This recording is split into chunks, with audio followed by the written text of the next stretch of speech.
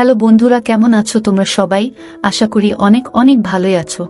আর তোমাদের ভালোবাসায় আমিও অনেক ভালো আছি, কারণ তোমরা আমাকে যে পরিমাণে ভালোবাসা দিয়েছো এবং সাপোর্ট দিয়েছো তা আমি কোনোদিন ভুলতে পারবো না। তাই তোমাদেরকে মজা দেওয়ার জন্য আবারও একটি নতুন গল্প নিয়ে হাজির হলাম। গল্পটি শোনার মতো, আশা করি তোমাদের দাঁড়িয়ে যাবে এবং তোমরা হাতের কাজ করতে সবাই হেডফোন নিয়ে বসে যাও। যদি আমার গল্প শুনে মজা পাও তাহলে অবশ্যই আমার চ্যানেলটি সাবস্ক্রাইব করবে। তো চলো বন্ধুরা, আমরা কথা না বাড়িয়ে আসল গল্পে চলে যাই। আমার বউ তার শ্বশুরের অনেক সম্মান আর সেবা করত। প্রতিদিন তার মাথায় মেসেজ করে দিত, কিন্তু যখনই আমি অফিস থেকে ঘরে ফিরতাম আমার স্ত্রী বাথরুমে চলে যেত। আমার তার উপরে অনেক সন্দেহ হতো। একদিন যখন আমি অফিস থেকে তাড়াতাড়ি ঘরে চলে এলাম, যেটা দেখলাম সেটা দেখে আমার পায়ের নিচে থেকে মাটি সরে গেল। আমি আমার স্ত্রী মঞ্জুকে অনেক ভালোবাসতাম। আমি তার সব কাজ সহ্য করতাম, তার প্রত্যেকটা মনের ইচ্ছে পূরণ করতাম, কিন্তু সেই দিন তাকে দেখে আমি অবাক হয়ে রইলাম। আমি বিশ্বাসই করতে পারছিলাম না যে আমার বউ মঞ্জু এতটা ভুল কি করে করতে পারে। মঞ্জু আমার বিয়ের রাতে আমাকে কথা দিয়েছিল যে সে আমার আর আমার পরিবারের সব সময় খেয়াল রাখবে, কিন্তু আমি কি করে বুঝবো যে মঞ্জু এরকম কিছু করবে। আমার আজও মনে আছে আমার বিয়ের সেই দিন যখন মঞ্জুকে আমি নিজের ঘরে এনেছিলাম।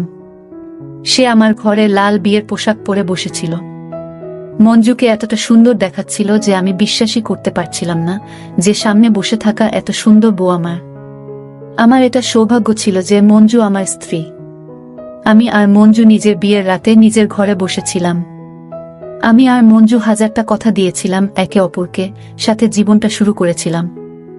আমি মঞ্জুকে কথা দিয়েছিলাম যে আমি তাকে সব সময় খুশিতে রাখব, আর মঞ্জুকে বললাম যে সেও যেন আমাকে অভিযোগের সুযোগ না দেয়। আমি আমার স্ত্রীর সাথে আমার জীবনের সব কথা শেয়ার করতাম। আমি মঞ্জুকে বললাম যে আমার মায়ের ছোটবেলাতেই স্বর্গবাস হয়েছে। আমার বাবা এই জন্য বিয়ে করেনি যে দ্বিতীয় মা আসার ফলে আমার আর আমার বোনের জীবন যেন শেষ না হয়ে যায়। এই জন্য আমার বাবা সব জীবন একা পার করে দিয়েছে। আমি মঞ্জুকে বুঝিয়ে দিয়েছিলাম এবার আমার বাবার আর এই ঘরের খেয়াল তাকেই রাখতে হবে, কেননা আমার বোনের বিয়ে আমার সাথে সাথেই হয়ে গিয়েছে। আমার বিয়ের আগে আমার বাবার খেয়াল আমার বোনই রাখত। মঞ্জুর হাতের মেহেন্দির রং এখনো হালকা ও হয়নি, আর তাতেই ওকে ঘরের সমস্ত কাজ দেখতে হতো। এমনিতে তো ঘরের মধ্যে অনেক কাজের লোক ছিল, কিন্তু কাউকে তো কাজের লোকদের মাথার উপরেও থাকতে হয়। মঞ্জু বিয়ের কিছুদিন পরেই আমাদের বাড়ির সব দায়িত্ব সামলে নিয়েছিল। আমার জীবনে সে যেন কৃপা হয়ে এসেছিল। সে আমার অনেক খেয়াল রাখত। সব থেকে খুশির কথা হলো আমার বাবারও সে খেয়াল রাখত। আমার বাবা একজন বয়স্ক মানুষ ছিলেন। বাবা বেশিরভাগ সময় চার পেয়ে বিছানায় পার করে দিতেন। মঞ্জু আমার ঘরটাকে এত সুন্দর করে সামলে নিয়েছিল যেন সে সবসময় এই বাড়িতেই থাকত। যখন কিনা আমাদের বিয়ের মাত্র 2 মাসই হয়েছিল, এত কম সময়ে মঞ্জু আমাদের সবাইকে আপন করে নিয়েছিল। আমি আমার বাবার একমাত্র ছেলে ছিলাম। তার সব ব্যবসা আমি দেখতাম। বিয়ের পরে বেশি সময় বাড়িতে থাকতে পারিনি, কেননা সব কাজ আমারই দায়িত্বে ছিল। আমার কাজে আমার সাথে দেওয়ার মতো কেউ ছিল না। বাবাও অসুস্থতার কারণে কাজ থেকে ছুটি নিয়ে অনেক দিন আগেই বসে গিয়েছে। এই জন্য আমি বিয়ের পরে বেশিরভাগ সময় ঘরে থাকতে পারতাম না। বিয়ের পরে সকালবেলা অফিসে যেতাম আর বিকেলবেলা ঘরে আসতাম। আমি যখন অফিস থেকে ঘরে ফিরতাম আমার স্ত্রী মঞ্জু তখন আমার ঘরের কাজে আর বাবার সেবায় থাকত। আমার বাড়িতে কাজের লোক বাকরের অভাব ছিল না, কিন্তু সে সবসময় বলতো বাবার ক্ষেত্রে কোনো ক্ষেত্রেই বোঝাপড়া করা উচিত না। যখন আমি এই জিনিসটা দেখতাম যে মঞ্জু আমার ঘরের এত ভালোভাবে খেয়াল রাখছে, তখন আমি ভাবতাম যে আমি কত সৌভাগ্যবান যে আমি এত সুন্দর, বুদ্ধিমতী আর এত খেয়াল রাখা একজন স্ত্রী পেয়েছি। কেননা আমাদের পরিবারে আমি আমার ভাইয়ের বউদের তার স্বামীর সাথে আলাদা করে ঘর বসাতে দেখেছি, আর তারা তাদের বাবাকেও একা ছেড়ে দিয়েছে। কিন্তু মঞ্জু তো আমাদের ঘর পরিবারকে জুড়ে রেখেছিল। আমার বোন যখনই শ্বশুর বাড়িতে আসতো মঞ্জু আমার বোনের ততটাই খেয়াল রাখত যতটা আমার আর বাবার রাখত। আমার বোন যখন মঞ্জুকে বাবার খেয়াল রাখতে দেখল, সে আমাকে বলল, দাদা প্রায় শ্বশুর বাড়িতে বাবার জন্য আমি চিন্তা করতাম, কিন্তু এখন যখন থেকে বৌদিকে তার খেয়াল রাখতে দেখেছি এবার আমার আর চিন্তা নেই। আমি তো নিজেই আমার বোনের থেকে এই কথাটা শুনেই অনেক খুশি হলাম। আর আমি নিজের বোনকে বললাম, মঞ্জুর থাকতে তোকে একদম চিন্তা করতে হবে না, ও বাবার অনেক ভালোভাবে খেয়াল রাখে। আমিও মঞ্জুর অনেক খেয়াল রাখতাম। তার কোনো জিনিসের অভাব হবে না, আমি কখনো অভাব হতে দেইনি। আমি মঞ্জুকে অনেক ভালোবাসতে থাকলাম। 1 মিনিটের জন্য তাকে দূরে থাকতে দিতাম না। যখন অফিস হতো তখন বারবার তাকে ফোন করতাম। একদিন বাবার শরীর হঠাৎ অনেক খারাপ হয়ে গেল। বাবা বলল যে তার পায়ে হঠাৎ অনেক ব্যথা হতে শুরু করেছে। আর কেননা সে এখন বেশিরভাগ সময় বিছানায় পার করে, এজন্যই তার পায়ে অনেক ব্যথা শুরু হয়েছে। ডক্টর বলেছেন বাবার পায়ে ম্যাসাজ করা দরকার। তার একটু কাজ করা উচিত, যাতে তার পায়ে ভালোভাবে চলাচল হতে পারে। ডাক্তার ম্যাসেজের সাথে সাথে কিছু ওষুধ বলে দিয়েছিলেন। ডাক্তার বলেছিলেন যে ম্যাসেজ করার সময় কোনো অবহেলা যেন না থাকে। আমি বাবার ওষুধপত্র মঞ্জুকে দিলাম। তাকে বললাম আমি তো অফিস থাকি, আর তাই সে যেন বাবার সম্পূর্ণ খেয়াল রাখে। আর প্রতিদিন কোনো না কোনো কাজের লোককে বলে নিজের সামনে তার পায়েতে যেন ম্যাসেজ করিয়ে নেয়। এই কথার উত্তরে মঞ্জু যা বলল সেটা শুনে আমি তো অবাক হয়ে গেলাম। সে বলল, তোমার বাবা আমারও তো বাবা। আমি তার দায়িত্ব কোনো কাজের লোকের উপরে কি করে ছাড়তে পারি? বরং আমি নিজেই তার পায়ে ম্যাসেজ করে দেব। আমি তো এই কথায় অনেক খুশি হয়ে গেলাম। আমি মঞ্জুর কপালে আদর দিলাম আর বললাম, আমাকে কখনো তুমি ছেড়ে দিও না। আমি তোমাকে অনেক ভালোবাসি। এখন মঞ্জু রোজ সকালে আমার সাথেই ওঠে, আমার জলখাবারের ব্যবস্থা করে, আর আমাকে অফিস পাঠায়। মঞ্জু রোজ বাবার পায়ে আর হাতে ম্যাসেজ করে দেয়, যাতে তার শরীরের সবকিছু সঞ্চালন ভালোভাবে হয়, আর তার পায়ে যাতে ব্যথা না হয়। আমি যখন রোজা অফিস থেকে ঘর আসি আর যখন বাবার সাথে তার ঘরে দেখা করতে যাই, তখন বাবা অনেক খুশি হয়ে আমাকে বলে যে মঞ্জু তার অনেক সেবা করে, সে তো মঞ্জুর প্রশংসা দিয়ে যেন সেতু সেতু বন্ধন করতে চায়। আমার বাবা মঞ্জুকে অনেক আশীর্বাদ করে। আমি সৌভাগ্যবান ছিলাম যে মঞ্জুর মতো বউ আমি পেয়েছি। ব্যাস, আমাদের জীবনে শুধুমাত্র একটাই অভাব ছিল যে 1 বছর হয়ে গেছিল আর আমাদের সন্তান হয়নি। যখন আমরা ডাক্তারকে দেখালাম তখন ডাক্তার বলল আমার আর মঞ্জুর মধ্যে কোনো সমস্যা নেই। আমি চিন্তায় ছিলাম যে যদি কোনো সমস্যাই না থাকে তাহলে আমাদের সন্তান কেন হচ্ছে না। যে কোনো মেয়ে যখন দেখে যে তার মা হতে দেরি হচ্ছে তখন সে চিন্তায় পড়ে যায়। কিন্তু আমি বুঝতেই পারছিলাম না যে মঞ্জু এই ব্যাপারে কেন কোনো চিন্তা করছিল না। আমার মনে হয় মঞ্জু বেশি ধৈর্যবর্তী মেয়ে। এজন্যই সে সহ্য করেছিল আর এজন্যই সে চিন্তাও করত না। অন্যান্য বিষয়ের মতো মঞ্জুর এই কথাটাও আমাকে তার ভালোবাসায় পাগল করে তুলেছিল। মঞ্জু সুন্দরী আর বুদ্ধিমতী হবার সাথে সাথে একজন ধৈর্যশীল মেয়েও ছিল। একদিন আমার শরীর খারাপ ছিল, আমি তাই সেদিন ছুটি নিয়েছিলাম। আমি ভাবলাম জীবনে একটু রেস্ট নেওয়া দরকার। ওই দিন আমি বাড়িতেই ছিলাম। মঞ্জু ঘরের সব কাজ শেষ করে নিয়েছিল। মঞ্জু বাবার ঘরেই তাকে মেসেজ করে দিত। আমি ঘরে বসে চায়ের সাথে খবরের কাগজ পড়ছিলাম। মঞ্জু তখন আমাকে বলল, বাবার মেসেজের সময় হয়ে গেছে।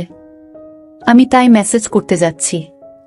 আমি মঞ্জুকে বললাম যে না, আজকের সময়টা আমার সাথে পার করো। কোনো কাজের লোককে বলে দাও বাবার মেসেজ করতে। মঞ্জু বলল সে নিজেই বাবার মালিশ করবে। আমি বললাম ঠিক আছে, তাহলে তুমি তাড়াতাড়ি এসো। আমি মঞ্জুর একটা অদ্ভুত ব্যাপার লক্ষ্য করেছিলাম। সে বাবার ঘর থেকে আসার পরে সাথে সাথে বাথরুমে চলে যেত। প্রথমে তো আমি ভাবতাম যে কখনো কখনো সে যায়, কিন্তু একবার নয় অনেকবার আমি এটা নোটিশ করেছিলাম যে মঞ্জু এরকমটাও করতে থাকে। আর বারবার সে ঘরে আসার পরে বাথরুমে চলে যায়। আমি ভাবতাম যে কেনই বা তেল দেওয়ার পরে বারবার হাত ধোবার জন্য সে বাথরুমে চলে যায়। এটা একদিনের কথা না, বরং মঞ্জু রোজই এরকম করত।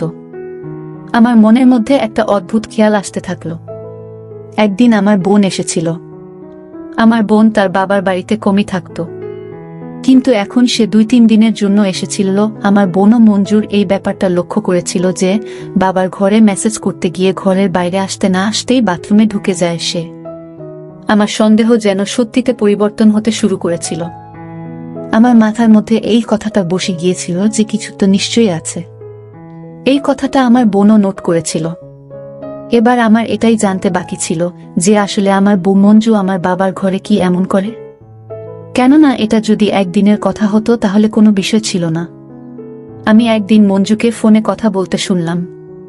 তার কথা বলার ধরন বলছিল যে সে তার বাড়িতে কারোর সাথে কথা বলছিল না। আমি ভাবলাম পরের বার ইচ্ছাকৃতভাবে বলবো যে আমার সাথেও কথা বলিয়ে দাও। ও এবারে ঘরে চলে এসেছে।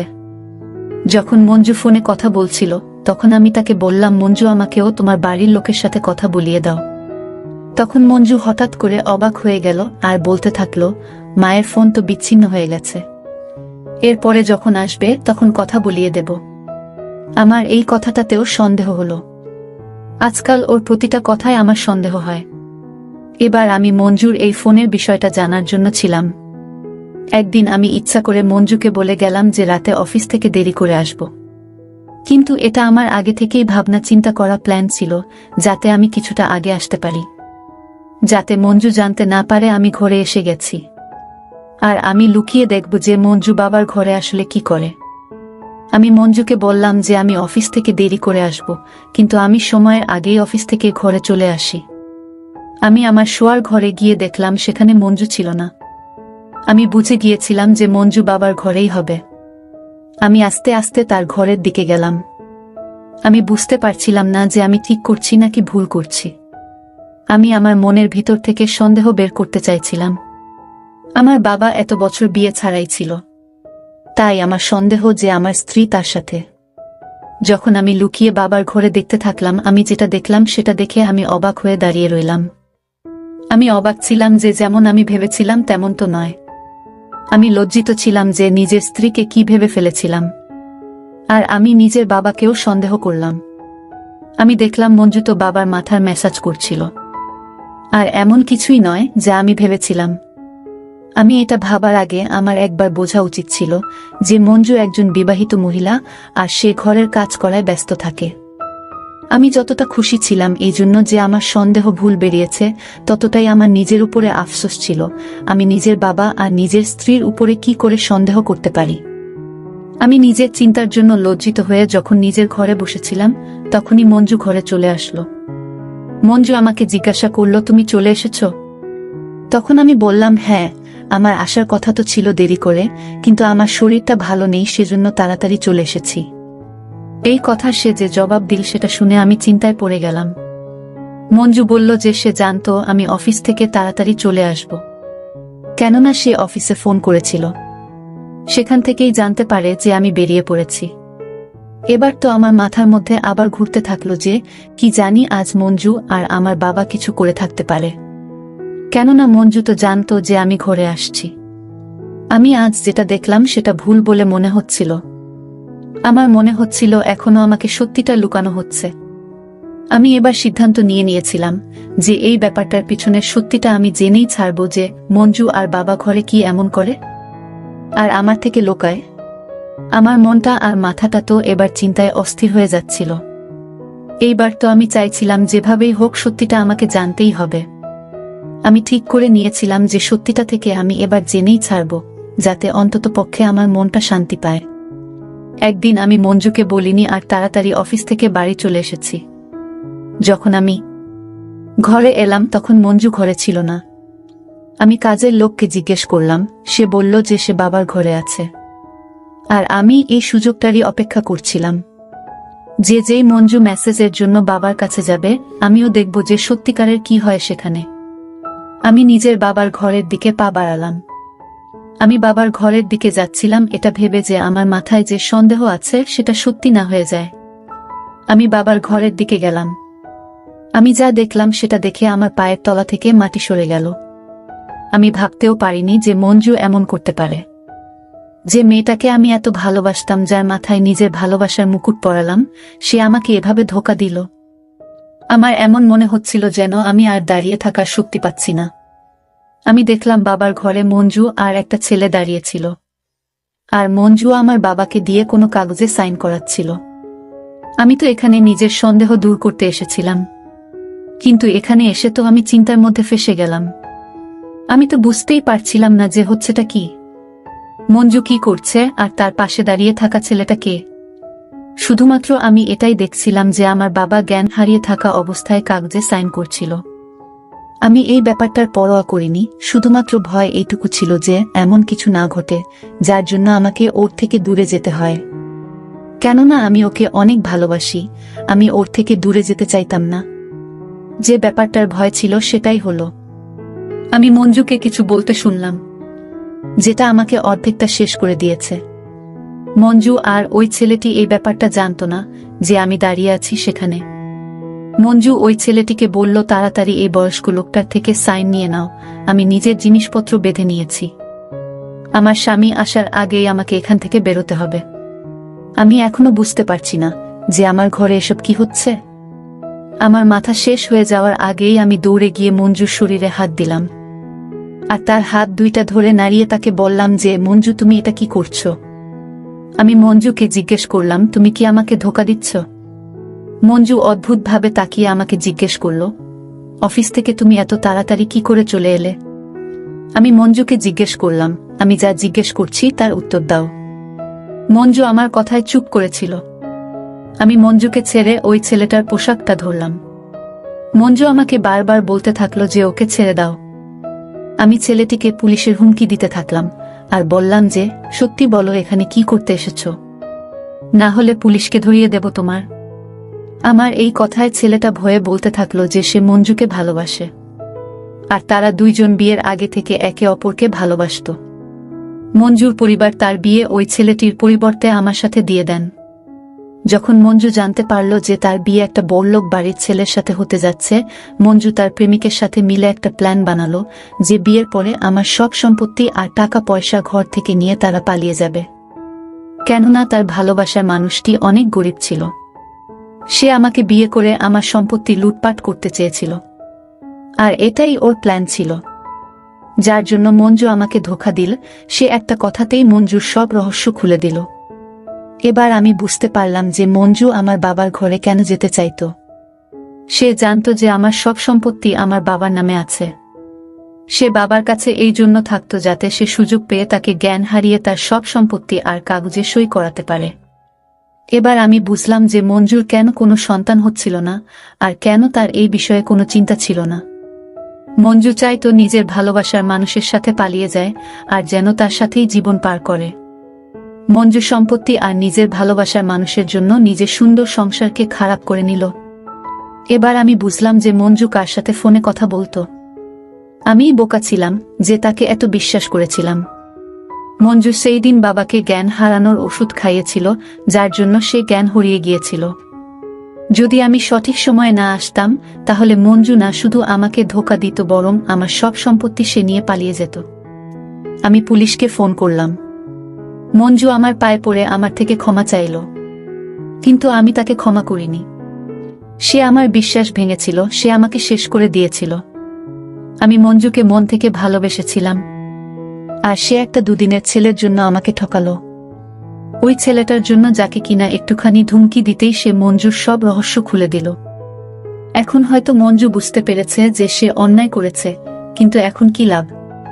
এখন সময় চলে গেছে। মঞ্জু শুধু টাকার লোভে আমার সাথে প্রতারণা করেছে। সে একবারও ভাবেনি যে আমি তাকে এত ভালোবাসি। আমি তার প্রতিটি ইচ্ছা পূরণ করেছি, তবুও সে আমার সাথে এমন করেছে। মঞ্জু জেলে তার কর্মের জন্য শাস্তি ভোগ করছিল। মঞ্জুর বিশ্বাসঘাতকতার পরে আমি কোনো মেয়েকে বিশ্বাস করা বন্ধ করে দিয়েছিলাম। তখন আমার বোন বুঝিয়ে বলল, এই প্রতারক মেয়ের জন্য তুমি তোমার জীবন নষ্ট করো না। তুমি এখনো ছোট আছো, তোমার ভবিষ্যৎ জীবনের জন্য একজন মেয়ে খুঁজে বিয়ে করো। মঞ্জু চলে যাওয়ার পর আমি ডিপ্রেশনে চলে গিয়েছিলাম। আমার বোন এবং আমার বাবা আমাকে বুঝিয়ে বলল, এরপর আমিও আর মঞ্জুর চলে যাওয়ার কোনো টেনশন না নিয়ে অনেক ভালো একটা মেয়েকে বিয়ে করেছি। এখন আমাদের একটি ছেলে আছে। আমি আমার জীবনে অনেক সুখী। সব মানুষ এক নয়।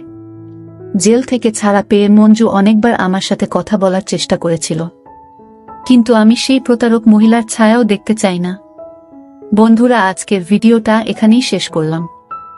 অনেক কষ্ট করে ভিডিওটি আপনাদের জন্য বানিয়েছি। যদি ভিডিওটি আপনাদের ভালো লেগে থাকে তাহলে একটা লাইক করবেন এবং চ্যানেলটি অবশ্যই সাবস্ক্রাইব করবেন। এই আশা ব্যক্ত রেখে আপনাদের কাছ থেকে বিদায় নিচ্ছি আমি। দেখা হবে আগামীকালের নতুন কোনো ভিডিওতে। সে পর্যন্ত সবাই ভালো থাকুন, সুস্থ থাকুন। ধন্যবাদ।